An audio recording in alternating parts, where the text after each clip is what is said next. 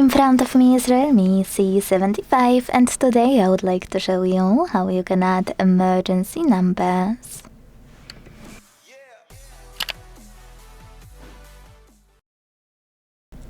Begin by launching Settings and scrolling to hit Safety and Emergency section available here. Now choose Emergency Contacts. Tap on Add Emergency Contact and tap on the one you wanna add. Then do exactly the same with all the other ones you need. When you finished, make sure this switcher is blue. Without it, your contacts won't be accessible from locked screen. If you ever want to delete any emergency contact, tap on Remove button next to it and wait a few seconds. So now let's check it out.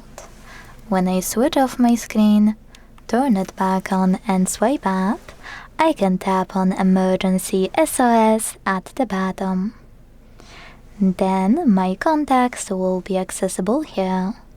My SIM card is now not active, but yours will be. Thanks so much for watching. If you enjoyed this video, leave a like, comment and subscribe. Bye!